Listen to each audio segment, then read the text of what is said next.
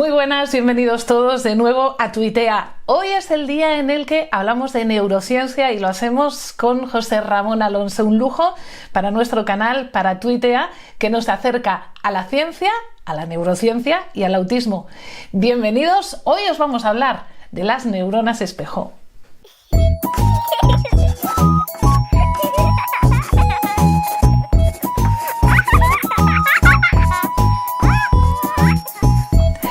¿Qué son las neuronas espejo?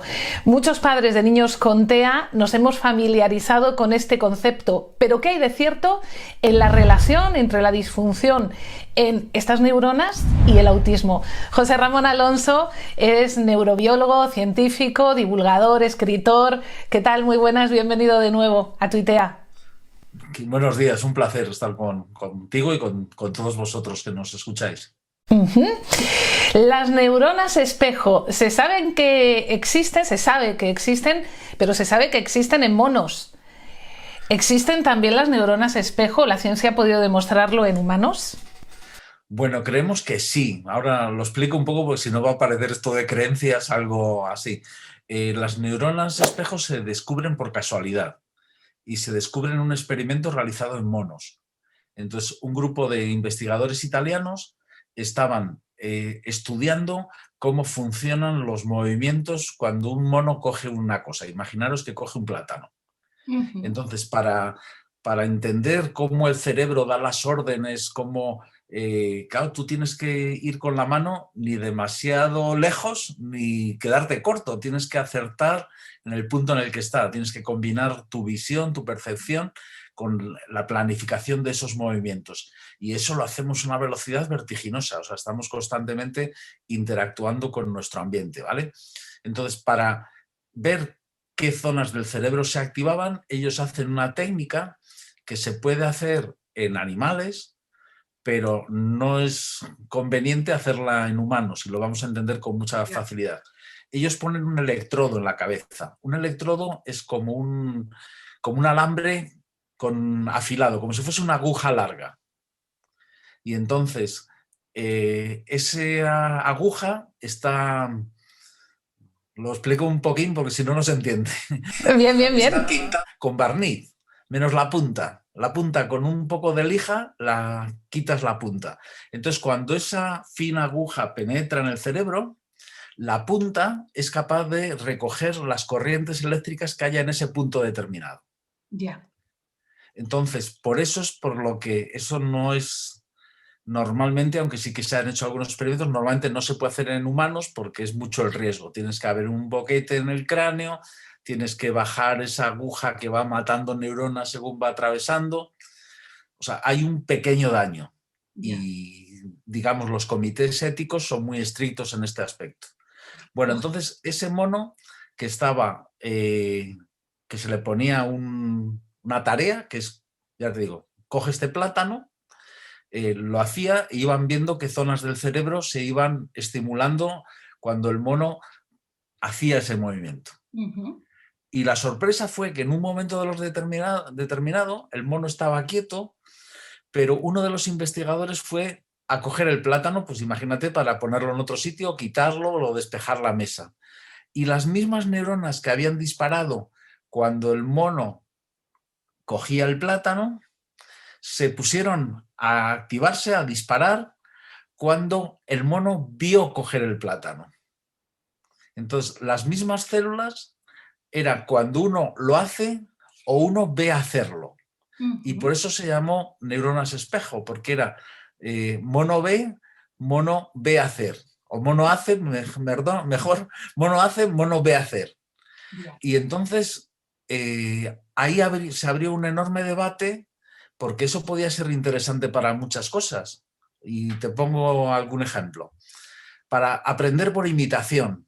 Los niños constantemente nos imitan y al hacer eso aprenden. Los niños, por ejemplo, se pensó que puede ser también muy importante para la empatía. Cuando yo veo que alguien está llorando, pues también me pongo de cierta manera triste, intento saber qué pasa, intento ir a consolarle.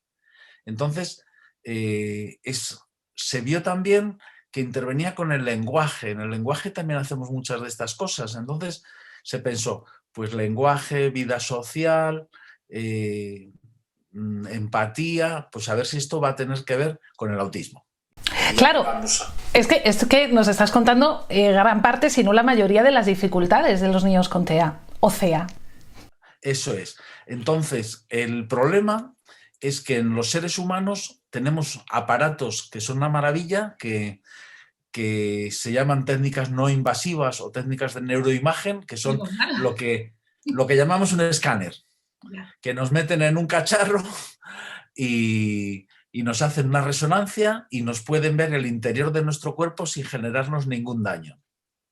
Y ahora hay lo que llaman resonancias funcionales.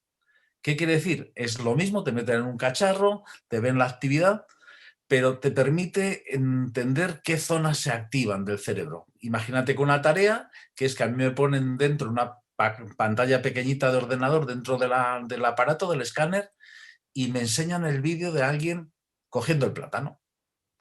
Entonces, lo que se ha visto es que se activan zonas en nuestro cerebro que corresponden a las zonas donde están las neuronas espejo. Entonces, creemos que las hay en seres humanos, pero no estamos tan seguros como en el experimento de los monos o en otros que se han hecho en aves. Las aves parece que también tendrían neuronas espejo. Claro, teniendo en cuenta de dónde viene el hombre, que esto lo sabemos todos desde EGB, tampoco es muy disparatado, ¿no? Pensar que la lógica nos diría que, bueno, tenemos mucho que ver con el mono, pues en este caso también tenemos esas capacidades. Pues ¿por qué no tener neuronas espejo? Otra cosa es que esté demostrado 100%. Claro, de esto se nos ha hablado mucho a los padres de niños con TEA, porque hay precisamente dificultades como la de la imitación, el hecho de no imitar. Muchos de los niños con TEA o CEA no imitan o lo hacen con dificultad, hace que pueda estar ahí una de esas claves. Mi hijo, por ejemplo, y esto es un experimento que hemos hecho todos, no imita a lo mejor el cucutrás o lo ha hecho muy tarde. O, por ejemplo, el bostezo típico, ¿no?, que tendría que ver también con las neuronas espejo o no, ahora nos lo explicas. Cuando yo bostezo, puede hacerlo la mitad de la sala, pero él no lo hace. Vale, son muchas cosas. Voy a intentar, luego me vuelves a preguntar, intentamos aclararlo todo, que quede todo bien explicado. En el autismo hay alguna prueba que es interesante. Por ejemplo, esas zonas que decimos que se activan, parece que son un poco más pequeñas, un poco más finas en las personas con autismo. O sea, que habría una diferencia que podríamos decir anatómica en esas mismas regiones que hacen las tareas de las neuronas espejo. Por eso se considera otra prueba. Y en el tema del autismo hay una teoría que ha tenido mucha importancia, que es lo que se llama teoría de la mente. La teoría de la mente es la capacidad de ponerte en la mente de otro. Es decir, cuando hay un experimento muy sencillo que yo creo que se explica muy bien. A ver, un minuto. Dos niñas. Y una tiene una caja, una se llama Sally y tiene una caja. Y la otra se llama Ana y tiene una cesta. Sally abre su caja y mete dentro una pelota y se va. Ana, la otra niña, va a la caja de Sally, la abre, saca la pelota y la mete en su cesta. Mientras Sally, la primera niña, no está. Y entonces el experimento sigue. Ahora esto se le hace como un cómic a los niños. Sí. Y entonces le dices, ahora de repente viene Sally. ¿Dónde va a buscar la pelota? Tiene dos opciones. La busca en la caja donde ella la puso o la busca en la cesta donde está ahora, porque mientras ella no estaba, Ana la cambió de sitio. La busca donde la dejó. Claro, eso es lo que pensamos, pero resulta, los niños hasta los 3 años lo hacen fatal. Piensan que la va a buscar donde está. A partir de los 4, los normotípicos, nos damos cuenta de que en la mente de Sally, ella no sabe que Ana cambió la pelota de sitio, por lo tanto la va a buscar donde la dejó, aunque ya no esté allí. ¿Vale? Pero el punto interesante, o lo que nos ha hecho trabajar en esta línea es que en los normotípicos, a partir de los 4 años, se dan cuenta de qué es lo que está pensando Sally y por qué se va a equivocar, pero los niños con autismo a los 12 años siguen equivocándose.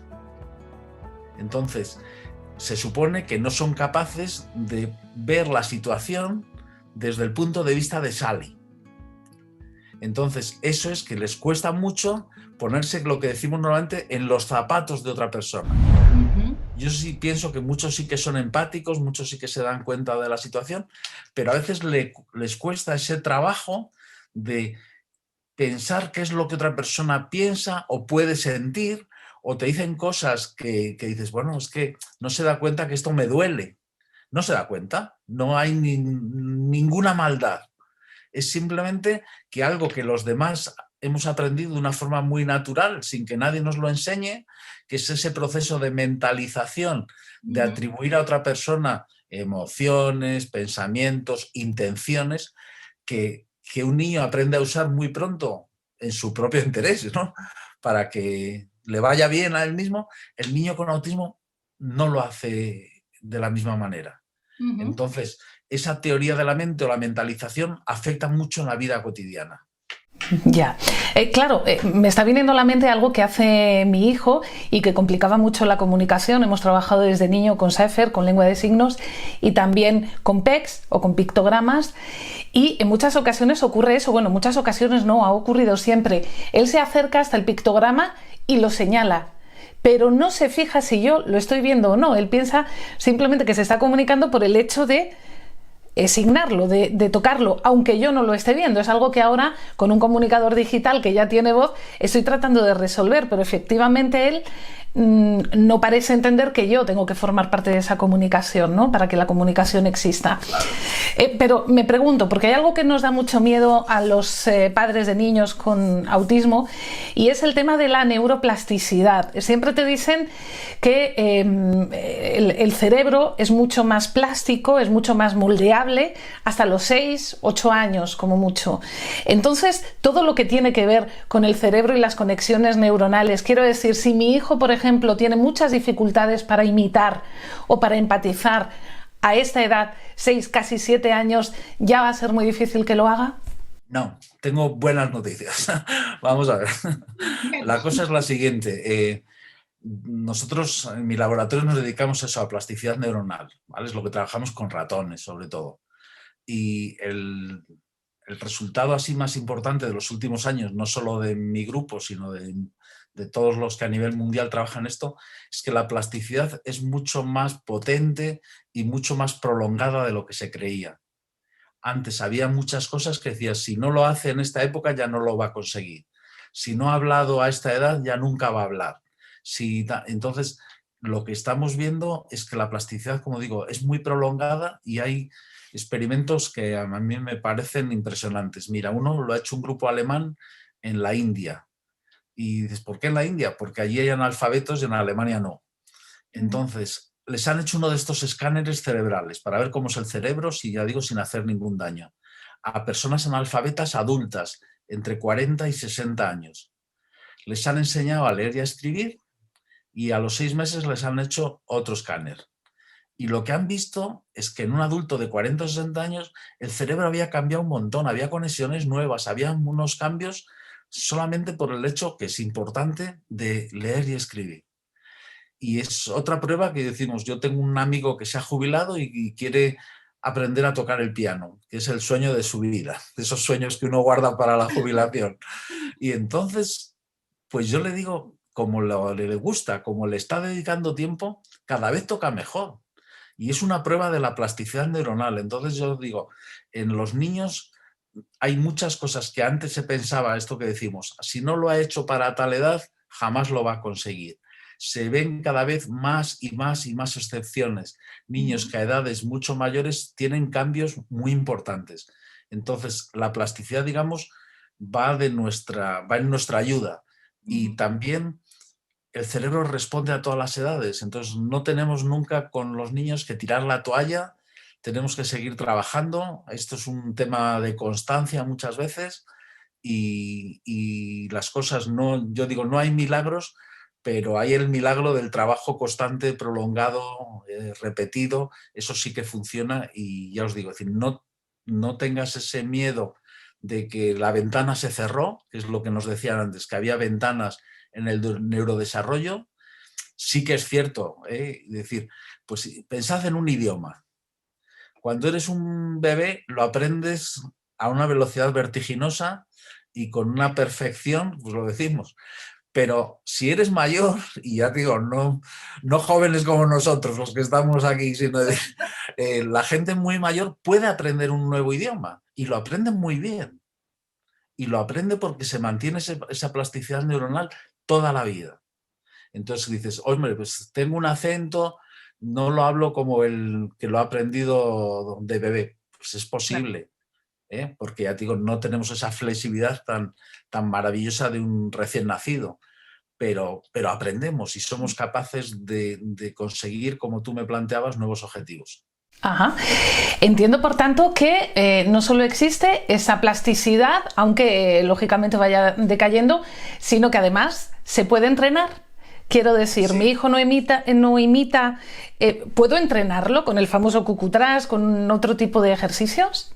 Mira, eso es, yo creo, una de las respuestas que es fundamental, que es muy sencilla, pero es muy importante. El cerebro responde a los retos. Y todo nuestro sistema educativo se basa en eso. El examen es un reto. La prueba, entonces lo que tenemos que hacer es buscar qué estímulos funcionan, buscar qué recompensas funcionan. No hay que comprarles. Muchas veces basta con un gesto de felicitación, de alegría, de cariño, con unas palabras de refuerzo. Y lo que tú me planteas, o sea, repetir. O sea, nuestro cerebro, cuando algo se lo vuelve a encontrar, dice, esto es importante, y entonces lo integra más. Entonces, tiene que ser una cosa, intentar que no haya un rechazo, sino al contrario, que le guste participar.